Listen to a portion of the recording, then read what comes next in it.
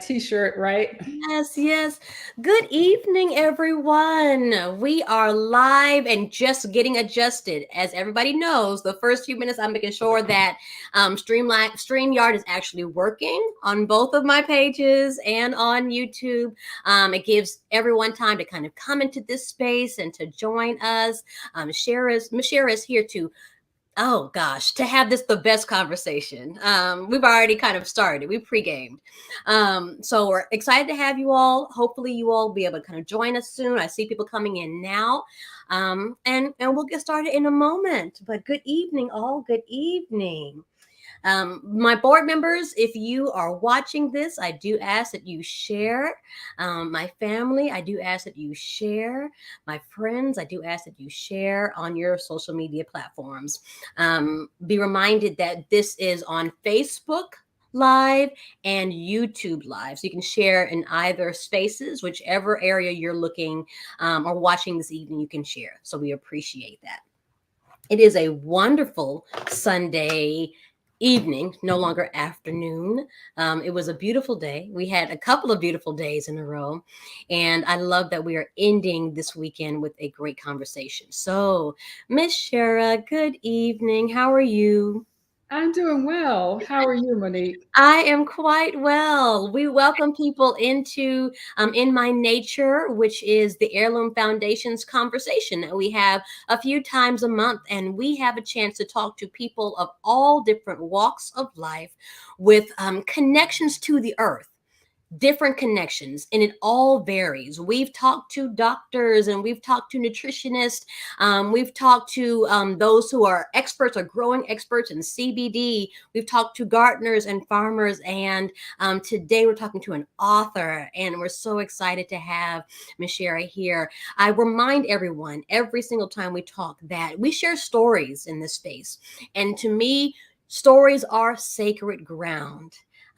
It is a sacred space. People are allowing us to enter into their vulnerable moments to teach us and to guide us. So, those who are in this space with us, I thank you for being in with us. And I ask you to respect and to honor that space. You're also welcome to comment or ask questions in any of these platforms. I will see everything that you comment or question, and then I will share that aloud. So, thank you so much. Miss Sherra, so we're going to start with just you. Tell us about yourself, just in the simplest terms. Where are you? Who are you? Etc. Oh, thank you, Monique. And just share is fine. Sherra. Okay, I can't. That's that's the Southern thing that I call children Miss and Mister. No, So, I know. but But yeah, okay, I Sherra, am got it. Sherra, and I am, as you mentioned, an author. My background is actually pretty varied. I've kind of lived several different phases of life, and basically in my earlier days, well, grew up in East Texas, first of all, born in Lufkin, Texas, an Lufkin, East Texas yes. country girl, and spent summers on my grandparents' farm, picking peas, shelling peas, which I did not like, but I loved eating them. So Yeah. So you had to shell them. we had to shell them to eat them. And then in my college years, I got involved in social movements. I was involved in certainly civil rights movement, and I'm 73 now, so was involved even in the anti-war movement, the anti-apartheid movement. Yes. Yes, I've always been a person who wanted to see equity in the world, wanted to see people thrive, want to see people do well and have equal opportunities to do so. Yeah. And that always motivated me. And I guess now it's in the health space that motivates me. Yes. But I went from there to actually being a business owner. And I did that for 35 years. I started a business and in the facilities area, facility management, facility maintenance. And we were in about 7 or 8 states and had a little over 1,000 employees. And I did that for 35 years. I sold it 6 years ago because I have always been really passionate about health and wellness. And even in my business life, I would always talk to my employees about things, about diet. And, there were always vending machines. And I'd say, hey, I'd bring some apples to the, or to whichever site I was visiting. And the reason for that was because basically my own family struggled with heart disease on both sides. And that led to my wanting to learn more about it. So I started studying about it. And for the past really 30, 40 years, I've been really interested and involved in diet, lifestyle, and health. Yes. Yes. So we're going to be talking about diet, and I'd love to know, what was your childhood diet? Lots of meat. Yes. Yes. I was in East Texas, right? So, I mean, there was fried chicken every Sunday. There was bacon all the time. My grandparents raised hogs. So there was they had actually a smokehouse on the farm. Yeah. And, so I ate a typical East Texas diet for that time period. Thankfully, that's changing some. But yeah, I ate more meat, more than my fair share. Same. We're just right down the street from each other, so same. Yeah, that is our shared food history, I think, for many of us, particularly in the South, but all over, of course. Right. So let's talk about this heart disease that was in your family. Now, when did you first become aware that it was a family issue? As children, we don't think about that. We don't see that unless we've seen death, but we don't notice all the medications. We don't notice anything like that. When did you first learn that? And then you said it was on both sides of the family. So talk about that journey, how you discovered that in your families. Well, actually, for me, of course, when I was very little, I didn't know, but as long as I can remember, there were always these events that happened. There were heart attacks, there were strokes, there were deaths. So I couldn't really miss it, and I didn't at first always know why. But as I got older, it was clear that heart disease was something that the family had always dealt with. And my parents, even though they never had heart attacks, and they did not die directly from, any form of cardiovascular disease. Although now that I know what I know about inflammation and health, and how it's most chronic diseases like heart disease, diabetes, even Alzheimer's, which my mom had, are related through diet and lifestyle. So basically, I began my journey as a vegetarian when I turned 30. Actually, right before I turned 30, turning 30 was like traumatic. Like, I'm turning 30, kind of in. But I noticed that, and I talk about this in the book, I noticed that after my typical fast food lunch, burgers, fries, barbecue, boudin, love boudin, and so I noticed that my energy would just flatline. I mean, I would have to drag myself through the rest of the afternoon. And I started to pay attention of the timing and the connection between what I ate and how I felt afterwards. And I joke about there not being a 5-hour energy drink back then. Yeah. And how happy I am there wasn't, because I probably would have tried that and just kept eating the same way. Yes. But anyway, so I just slowly started eliminating things that I knew were bad for me. I started reading things. There wasn't a lot out there at that time. I mean, we're talking about 40 years ago. So, people were still pretty accepting of the standard American diet and not really talking about or not really understanding. And the science certainly was not as advanced as it is now. So I just eliminated fried foods. I got rid of my Krispy Kreme donuts. They went. Shipley's. I mean, we are in Houston. Had to let go of Shipley's. Exactly. And then in my 50s, though, despite all of that, I didn't have a weight problem. I was pretty active. My blood pressure still crept up. And so that made me realize, first of all, it was depressing to me, because I started thinking, well, maybe it's just my family history. Maybe I can't avoid this. Maybe it's my destiny. But something told me, hey, you don't give up, you need to try a little harder. And I'll talk about that part of the journey later. Yes, wonderful. Well, I mean, but you've said so much in just that last statement about how we kind of accept destiny, right? You Mhm. mentioned during lunch, we're always kind of laughing and joking about that lull we have, that heaviness we have after lunch, right? The itis. Yeah. And we accept the itis because we're thinking it's just because I ate, right? Yeah. Until you shift your diet and you eat well. Mhm. Plant-based and you don't get the itis quite the same. So No, wait a minute, right? Then like you say, you get older, you start to get the things you thought you were going to avoid because you did Mhm. make these shifts. And again, you ask the question about destiny. Like, is it just like, is it worth it? And I think that Right. that question is what a lot of people ask. Mhm. At some point, they're like, what's the point? There's going to be suffering. I'm going to have some sort of disease. I'm getting older. It's just going to be what it is. Yeah. And we tend to just kind of lay in that and accept that. But I think that we're learning that we can make some efforts for healthier, stronger, better futures. Yeah. So, what are your thoughts about that? No, absolutely. And it gets even better the more you look at the science and the more people are now experiencing not only preventing things like heart disease, diabetes, obesity, even some common cancers, Yes. and cognitive diseases like Alzheimer's. Mhm, Um, you can certainly prevent them. mhm.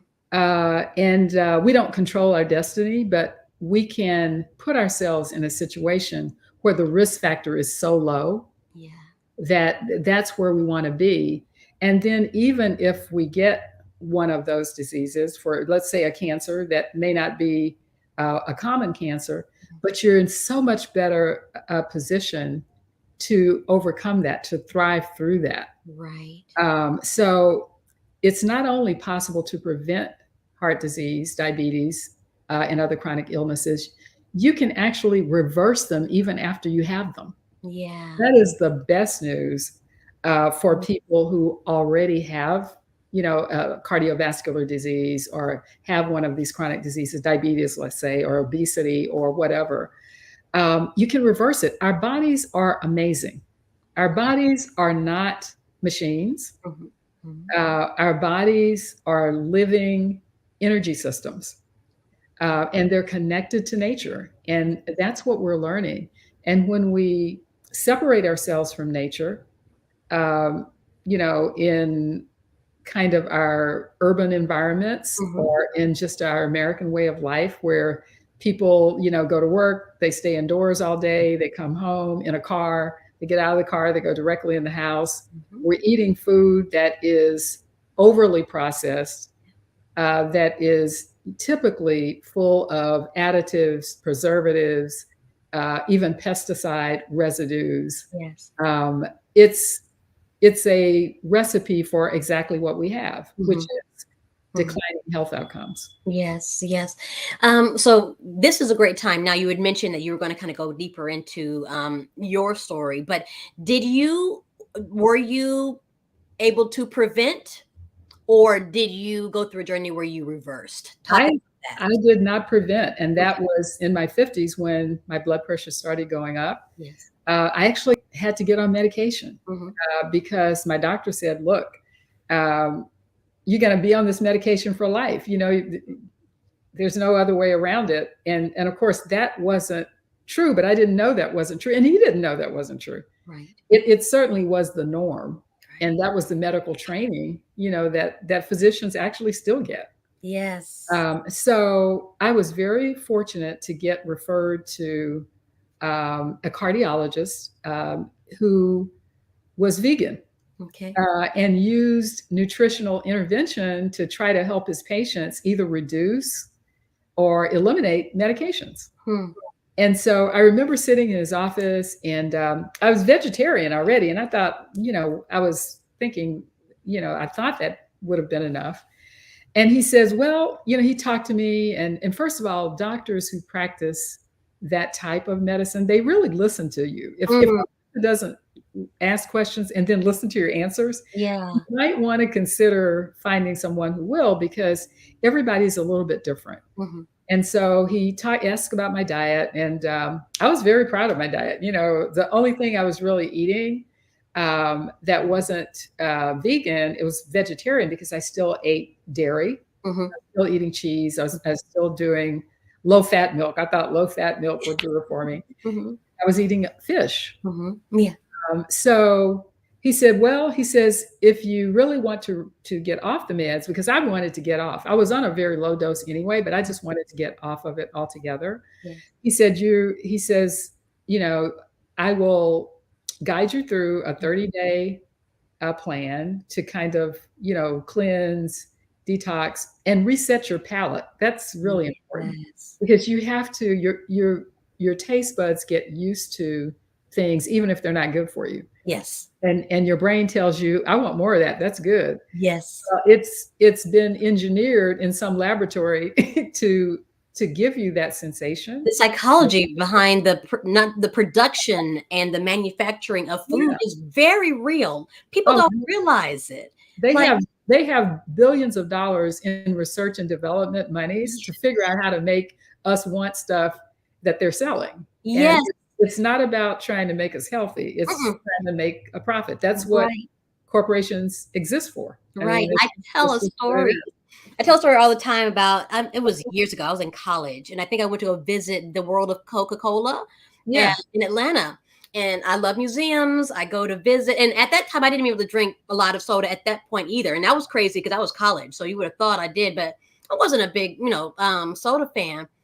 But I went through the regular, went through all of the little exhibits and Yeah. enjoyed it. And I tried all the different types from all over the world. And I tell you that I craved Coca-Cola for at least 3 weeks solid after that. I Mhm. craved it. Like, Yeah. I had water and then I wanted Coke. Yeah.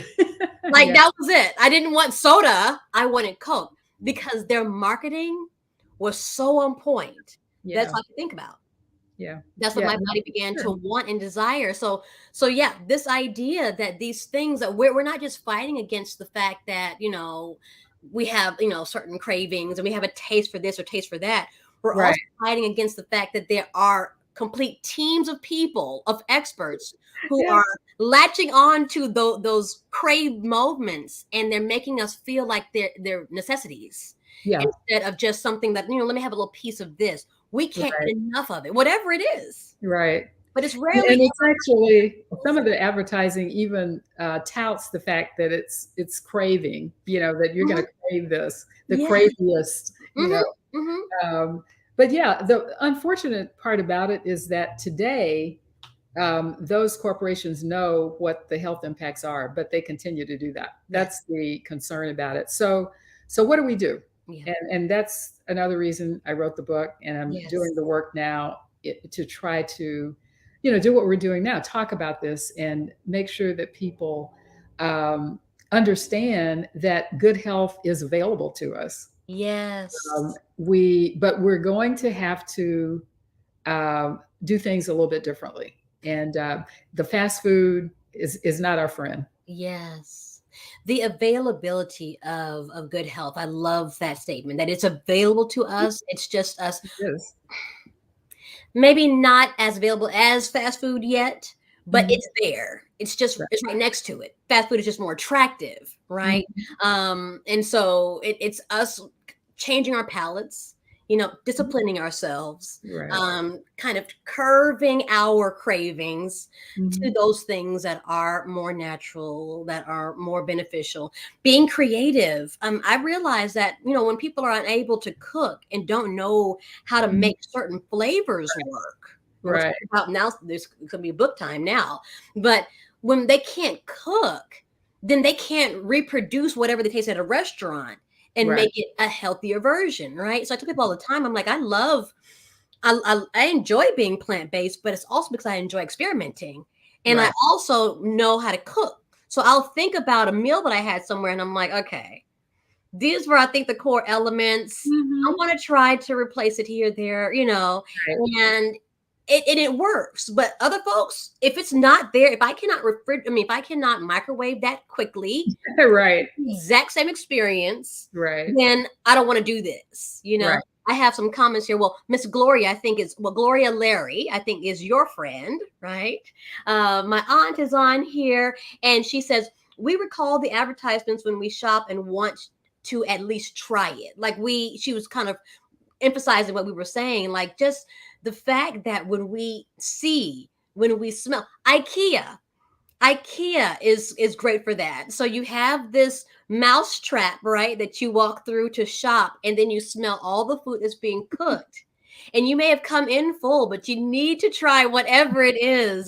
So we can stay there all day, but I want people to understand that, when you say the struggle is difficult, it is difficult. No one is saying it's easy to make these decisions, because you've got worlds and teams of people that are trying to kind of capitalize on those moments that you have. Oh yeah. I mean, they're interested in selling more product. That's right. I That's mean, right. that's That's really right. what it is, and somebody else pays the cost for that in their own health, and health costs are rising. And Yes. I mean, let's just talk a little bit about why this is so important, and then I want to talk about how making the change can be one of the most joyful, Yes. delicious Yes. things that you've ever Yes. done. And once your palate adjusts, and once you learn how to find foods that have the same taste, we're not talking about giving up flavor. No. We're not No. talking about giving up our soul food traditions. Mhm. We're talking about an upgrade, Yes. where we keep the flavors, we Yes. keep, all of the things, the textures, the smell, Yes.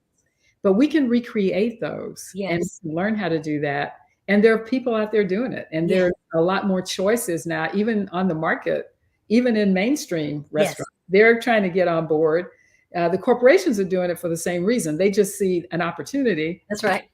to increase their sales. That's But for us, it's an opportunity to really ensure, protect, and reclaim our health. Yes. So let's talk about that. Let's talk about how the joy of making that switch and that change. So you were on medication.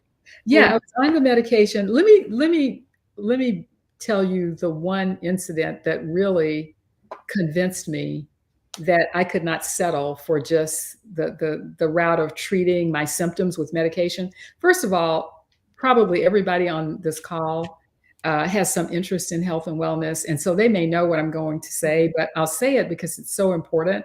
Because even I didn't really think about this until a few years back.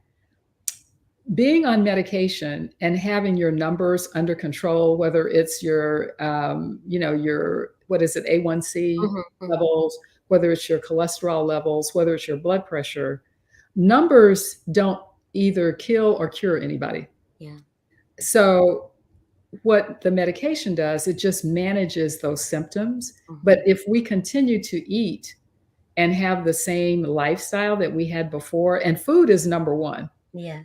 That is the biggest exposure we have, because we actually take it into our bodies. Mhm. We're exposed to other toxins in the air and all of that. But so it's we have to remember that taking medicines don't cure, they just manage. Yes. And if we keep eating the same way, we'll need more of them. We'll Mhm. need more and more medication. Once we start needing more and more medication, then we need medication often for the side effects of the other medications. Right. And you get into a downward spiral, Mhm. and then you may get into a situation, particularly with heart disease, where you may have to have interventions. You may have to have a stent, an angioplasty. You may have to go on a blood thinner. All of these continue to challenge your system, which is meant to be healthy. Mhm. But all of these drugs and pharmaceuticals, they help us in the sense that, yes, they manage the symptoms, but in the long run, we continue to deteriorate unless we change what we're doing. So it's almost like you're putting out the fire with Mhm. one hand and you're throwing gasoline on it Get the other. with the other hand. Mhm. Absolutely. So the thing that happened with me, the one incident was that while I was on this medication, I started noticing that I would get lightheaded. Mm. And I remember I was in the yard, doing some yard work. I got up too fast. It was in the evening, and I thought I was going to pass out, and I hadn't experienced that before. So I didn't really know, if it was the medicine or what it was. But the one incident that really um, scared me was that I decided to take a friend for lunch. And it was actually an elderly friend. We got on the freeway. We were having fun. We were laughing. We were talking. And all of a sudden, I started to fade. Mm. I felt like I was going to actually black out. And I was trying to not to show that to her, Yeah. for her to panic, but I was panicked. And so I just gripped the steering wheel, and I was able to slowly make it over to the exit lane. Yes. I made it off the freeway, and then as soon as I got off the freeway, the feeling just passed like it never happened. Hmm. And so I was so scared, but I wasn't about to get on the freeway and try to take her back home. So we were close to the restaurant. We had lunch. We had a good time. Mm-hmm. But once I got her back home, I just sat there in my car thinking about what could have happened, not just to me, but to her. Right. If I had blacked out. And you sometimes hear stories about people having a heart attack or having some kind of event while they're driving. And so I knew then I had to do something more. So, long story short, I worked with Dr. Baxter Montgomery, is his name, the cardiologist that's vegan, happens to be vegan, also happens to be African American. Okay. So he was familiar with the food culture, Mm-hmm. and kind of had offerings for us that would not take us away from that. Yeah. It was made in a more healthy way, but it still, it still felt like comfort food. Yes. And so enjoyed that. And long story short, it took me a while, and I had to learn things about my own individual needs. But I'm just happy to say that I'm not only off all medication, Mm-hmm. and have been now for, God, I guess 10, 12 years. Feel good. I'm aging, but I'm aging in a way that I'm still able to do whatever I want to do. Um, I still move around without pain. I do some other things too, like yoga and exercise and actually meditation. Okay.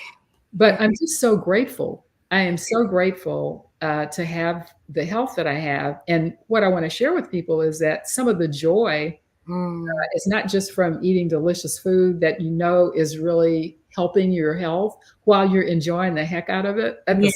same time, but it's just a way to show gratitude for the health I've been given, Yeah. because I don't take it for granted.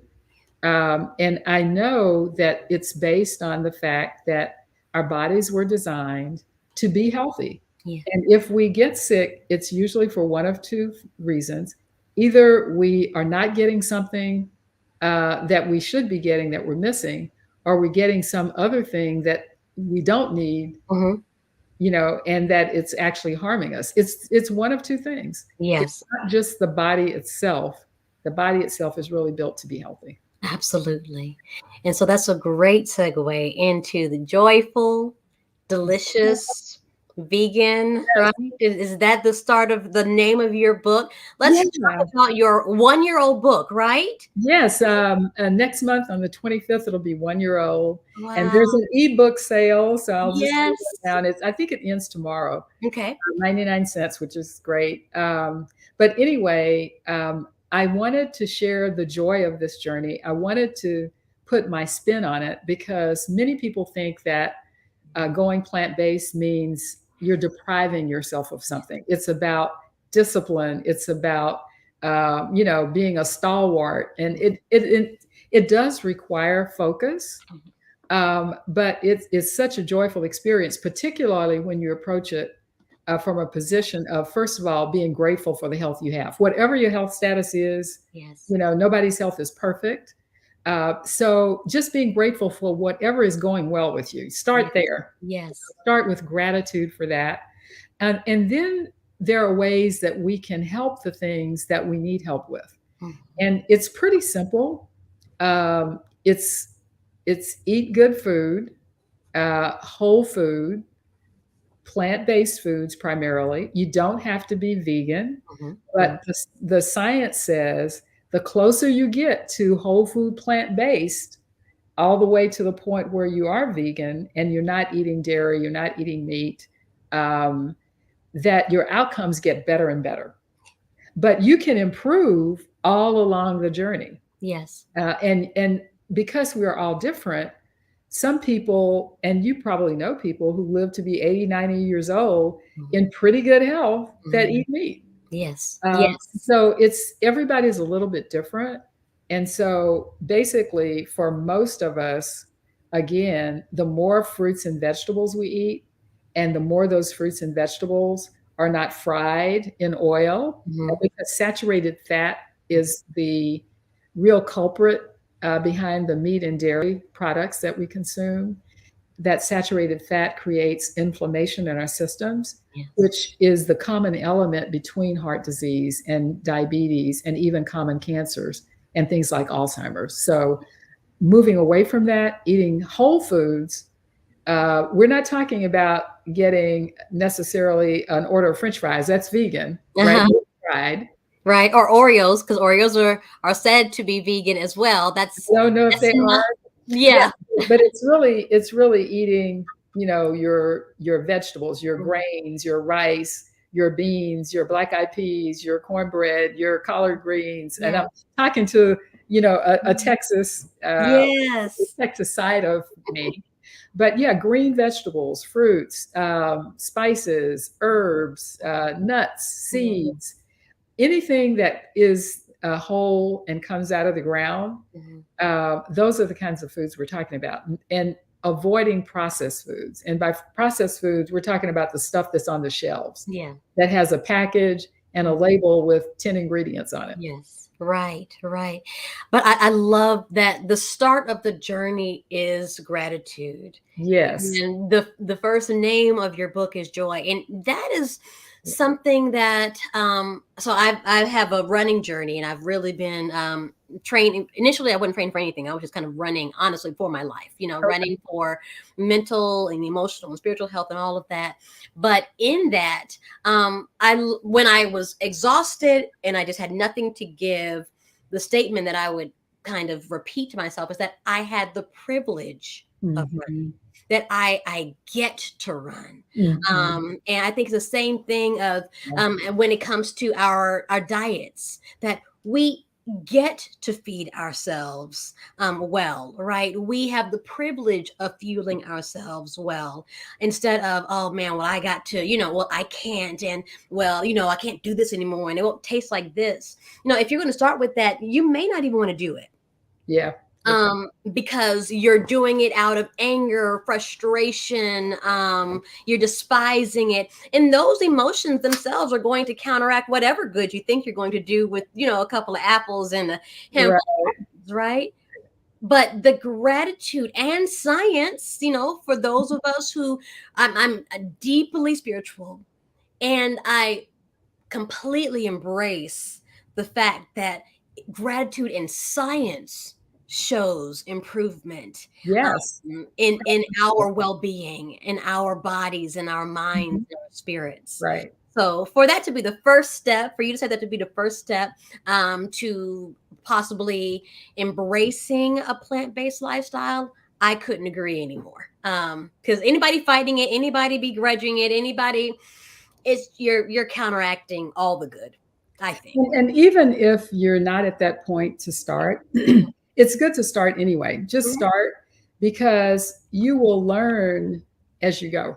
mhm, You will learn, you will mhm, grow, and you don't have to be perfect about mhm, it. mhm, It took me decades to get to that point. yeah, So certainly, I encourage people to just start by adding more fruits and vegetables to yes, your plate. I mean, mhm, that's a good place to start. right, Start by not reaching for the salt shaker. yeah, mhm, Start by eating the whole fruit and not just drinking the juice, yes, because the sugar, the spikes in the juice is yes, more concentrated and it doesn't have the fiber. It's the fiber that protects us. So yes, even for diabetics, and of course, if you're diabetic or have any of these chronic diseases, again, it's really important to have a physician that understands a little bit about nutrition and Yes. has the willingness to work with you on that. But Yeah. in general, even diabetics are now encouraged, even by the American Diabetes Association, to eat whole fruit because the sugar in the fruit combined with the fiber in the fruit does not spike your blood sugar. Okay. Yeah, the way that, for example, if you eat an orange, it doesn't spike your blood pressure the same way as drinking a glass of orange juice. Yes. Always go for the whole food. That's Yes. one tip. Okay. I love that. And I was actually typing the title of your book, but I forgot after the colon. So it's Joyful, Delicious Vegan Life without heart disease. Life Without, because we had someone asking Right. about heart disease. And of course, everybody knows that we're not just talking about heart disease, it's all the things. But Yeah. this is Sherra's journey when it comes to reversing that very specific thing.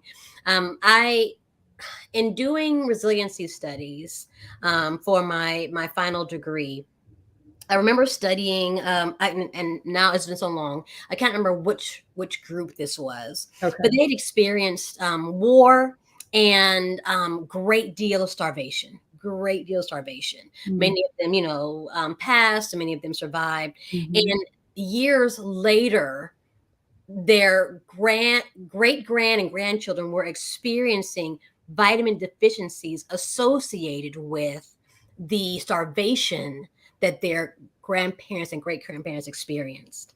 And I'd utilize that research to help people understand how we mark our futures. Yeah. By now, that wasn't their decision, that happened to Right. them, Right. but how we can mark our futures by our decisions today. That we're setting up our futures by making a choice or a change today. By hopefully, you encountering heart disease differently than anyone else in your family. It changes our futures, and that's whether or not you have children. It's about the example of that change. So, we might birth that and someone might be able to have a stronger start, or we might just be we might be a Black vegan with locks that a child looks at and says, what? Like, what? What is this? Like, what does this mean? Right? Because while I believe African Americans, women particularly are the fastest growing plant-based people or demographic, we're still a very small demographic, right? Right. Well, actually, a recent study showed that Black Americans are 3 times more likely to identify as vegetarian or vegan than any other group. Wow. Yeah. I didn't know Yeah. that. 3 times more likely. Wow. That's Yeah. fabulous. Yeah. And it's needed because we have the worst health outcomes from the standard American diet. We certainly do. 49% of Black women have some form of heart disease. Mm, Um, we're 60% more likely than other groups to have a stroke mm, as part of that process. And when it comes to diabetes, 45% or so of the entire American, population is either pre-diabetic or diabetic, yeah. at this point. And again, as Black people, and particularly Black women, we have higher mortality rates with diabetes than any other group. Yeah. And one other group that you might be surprised that Black people, brown people have this. A lot of it's income related. A lot of it is related to probably some of the stresses that we're exposed to in society. Native Americans often have even worse outcomes, Yes. particularly those that are still living on areas that are, reservations. Sometimes they even have to leave the reservation to get fresh produce if they're Yes. not growing it themselves. Yes. Again, corner stores abound, gas stations, but Mhm. fresh food, not so much. Mhm. And both cultures being cultures or cultures of color being Mhm. cultures of the land. Mhm. where we have had a natural inclination to plant and grow and to harvest and to eat these foods. Um, Right. and then we've been placed in or pushed into these environments that are deplete of these foods, and our bodies are showing it, and our minds are showing it. And yeah, we, it is very unfortunate, but our native brothers and sisters are truly forgotten when it comes to that, just because of the unfortunate success of the campaign that has eliminated so many of them, Mhm. and I believe quieted, so many. And so thank you for bringing up that particular demographic, because yeah. And we're all everybody deserves good food and good Yes. health. Yeah. Yes. Unfortunately, our food system isn't designed that way. Hmm. So some of this is why I really appreciate what you're doing with the Heirloom Foundation in supporting family farms, small Yes. farms, Yes. helping people find resources. Yes. We're also trying to do that here in the city with urban farms. And Hmm. so I've been working with some local urban farms because the other thing I wanted to say about kind of why this all of this discussion is so important. Um, we are facing some tough times now, Hmm. as everybody knows, with the coming out of kind of the pandemic situation, kind of coming out of it. Yeah. And, Sort it never kind of really goes away. It of. just kind of morphs or mutates. Hmm. But also from the growing effects of climate change. Yes. Um, Hmm. we're starting to see that all over the globe. And here in Texas, we had, for example, an unprecedented freeze Hmm. last February, Right. killed so many fruit trees, killed, lots of vegetation. Farmers were, some of them had great losses. Yes. And food prices went up. Hmm. Food prices are still going up, and food supply chains are not what as robust and Hmm. able to deliver as they were. Yeah. So having access to fresh food is going to be really critical going forward Yes. for everybody. And so what we're talking about, Monique, is that we want everybody to have access to that food, Absolutely. regardless of where you live, regardless of what your income is. You need to have access to good food, Yes. because if we don't, the strain on the healthcare system it is going to continue to increase. And I think we saw basically the fragile side of our healthcare system with Yes. the COVID experience. Hmm. I don't think any of us expected hospitals to have the challenges that they had. Hmm. I don't think we expected post COVID, or at least in this phase of it, that people are now leaving, the healthcare profession because they just got burnt out. Yes. So we're going to have to start preventing some of this. Yes. We can't just assume that the system will continue to try to deal with it, because it's already reeling from it. Yes. Us from just the continuing explosion of chronic diseases, which also make things like COVID more deadly. Hmm. Hmm. It's not stopping; it's actually continuing to rise. Yes. And the other issue, other layer of that, are the health disparities, or when it comes to inequity Mhm. in the health industries. And so the challenge is, we don't only get ill from things at a faster, larger volume or speed or all that. Right. We die from these things Yeah. more often than Yes. others. Yeah. And then if we do have the good fortune of getting into a medical facility to try to get treatment, we have to deal with systems that may not prioritize us. Well, and then many of us are uninsured, Yeah. so we're just completely out of the system. Hmm. Altogether. Except for being able to go to a public, Right. facility in for emergency care. But Yes. for healthcare, um, it's almost become, for many of us, sick care. So you don't really get it until you're already sick. Right. And so what we're trying to do is to start focusing on how do we keep ourselves healthy? That's How right. do we increase our health by getting good food, by learning how to eat good food, how to prepare it, and how to live Yes. free of chronic disease. How is Joyful Delicious Vegan doing that? How is this book the answer or one of the answers to the question of how we do this? Right. Well, the first thing I wanted people to know is that it's possible. Yes. I think you have to know that it's possible to reverse a disease, to prevent it, to have the motivation to do something different from what your family has done for generations, or do something different from what your friends do, and then be an influence for them. So it teaches people how to start. Just start wherever you are. Even the person who's eating Burger King, every day for lunch, stopping to get a burger or fried chicken, just cut back. I mean, that's the first thing you can do. But the other thing is to understand that basically going back to the way we ate when we did have family farms, when we did have grocery stores in all communities where you could get fresh produce, that's really the key. It's nothing really mystical about it. Right. It's I think it was Michael Pollan in one of his books that says, if it comes from a plant, eat it. If it was made in a plant, don't. So well, there you go.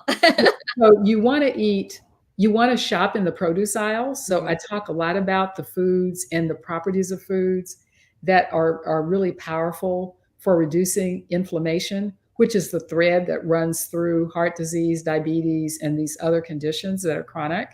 It's really all the same thing. It's really all food. Yes. Now, there's things in addition to food. For example, we need to move more. We need to be in the sunshine more. We need to get fresh air more. Those things are important. So, but the food is the key to your health, because that is what we ingest, that's what we take in, and that is the key. So shop in the produce aisles, learn how to make good food, learn how to enjoy it. There are recipes in the book. And now anybody can go online if you have access, to the internet. And there are literally hundreds of thousands of plant-based recipes that are really good. And so it's learning how to also just take advantage and eat more of the plant-based foods that you're already eating. Everybody is, well, not everybody, but many of us, often eat rice. Yes.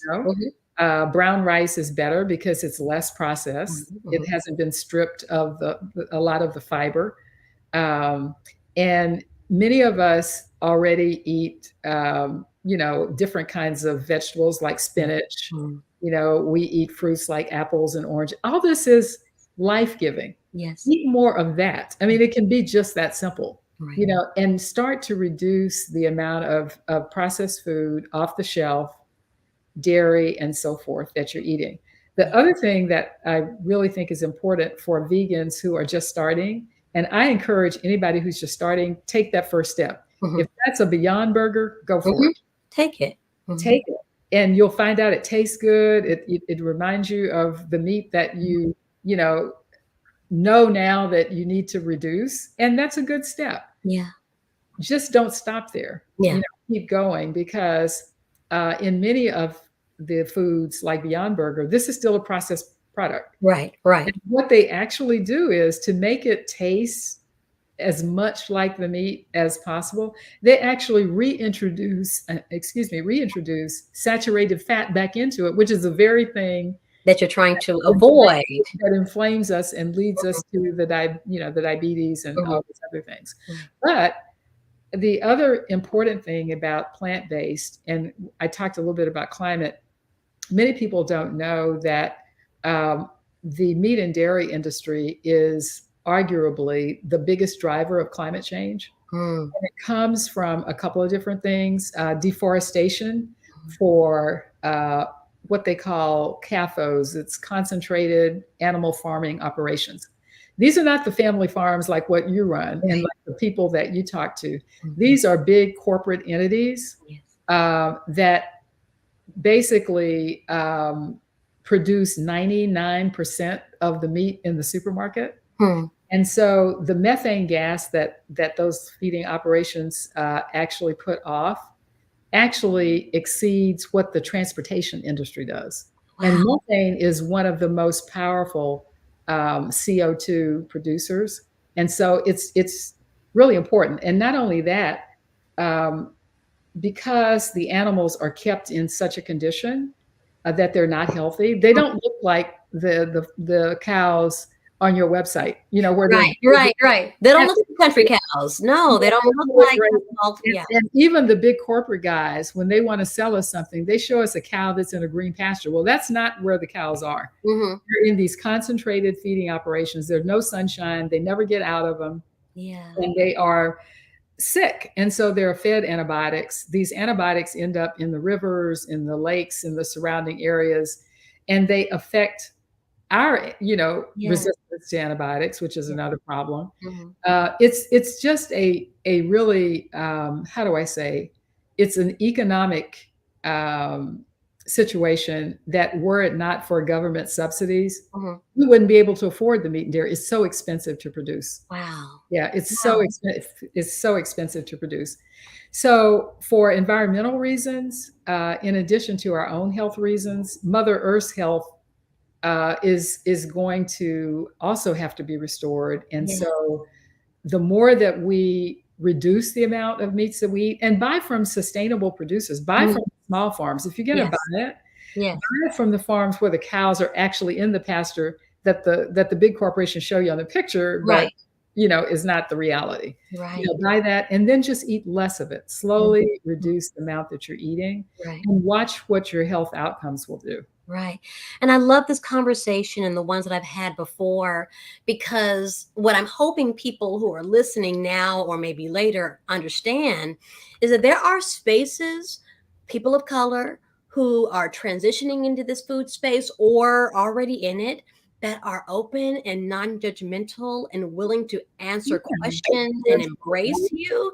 Right. Because what I do find with any extreme is that there's always this group, this very loud, boisterous Yeah. group that highly judgmental. They've never had an issue in their lives. They Yeah. went straight from, steak to raw vegan with no problem, right?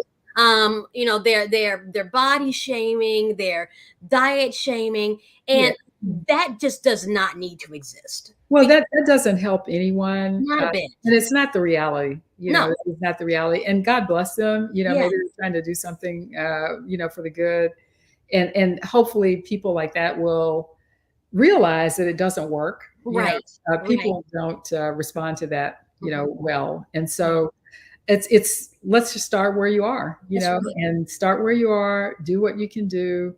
And also, I think one of the things I talk about in the book that's really important. So when you start this journey, you want to make sure that you do a couple of things. One, you want to have someone in your corner who has your best interests at heart.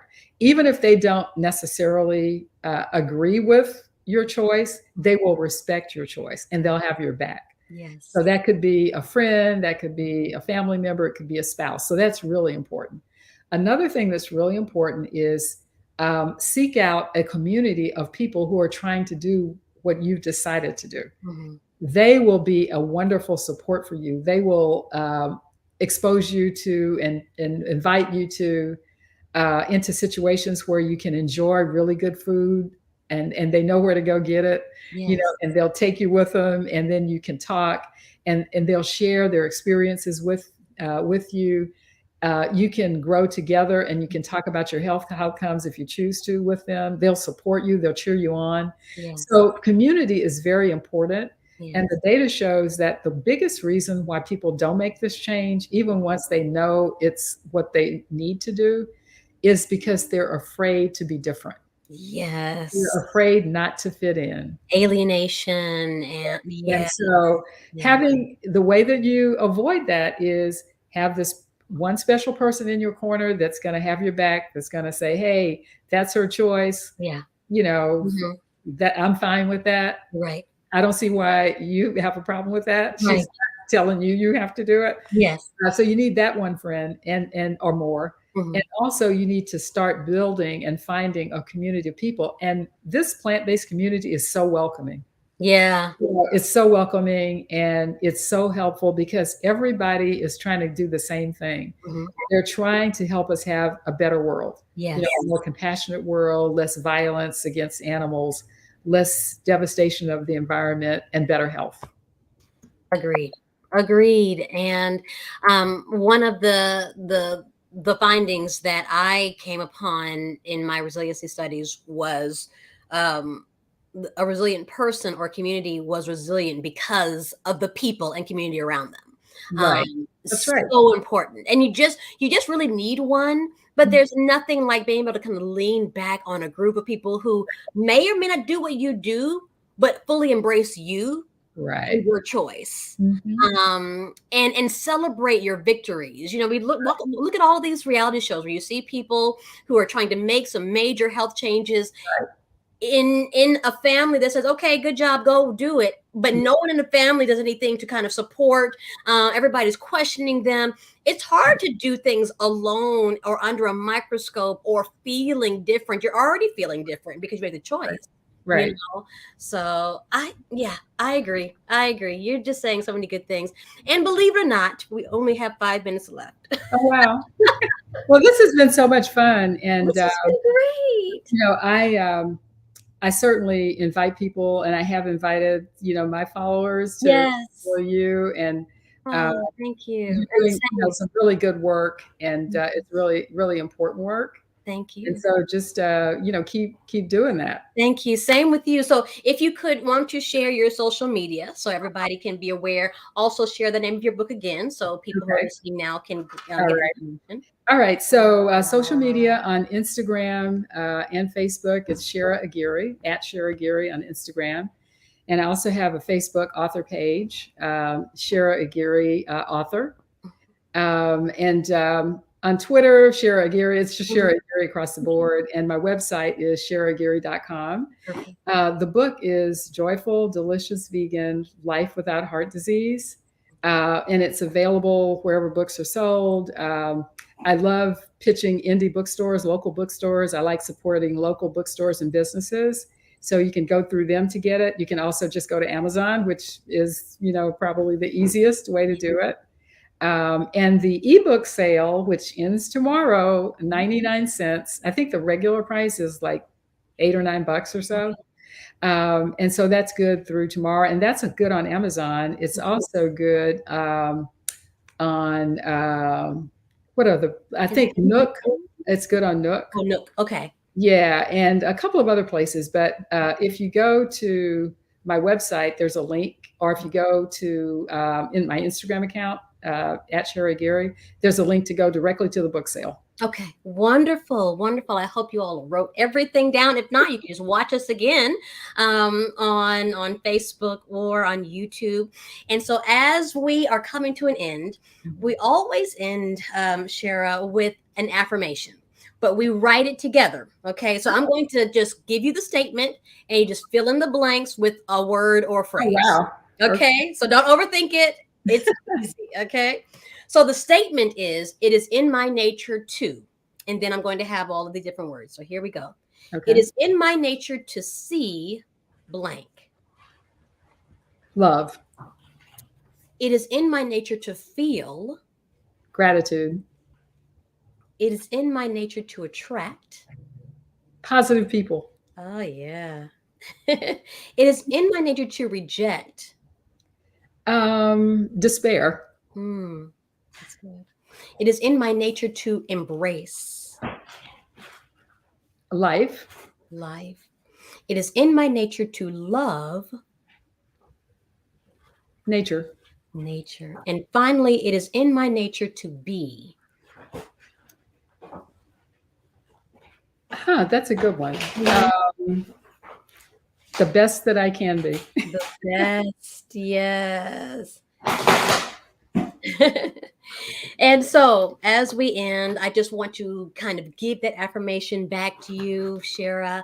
I hope that you and God come together as co creators to design this beautiful world where you can see love and feel gratitude, attract positive people. Reject despair, embrace life, love nature, and be the best that you can be. And so, Wow, nice.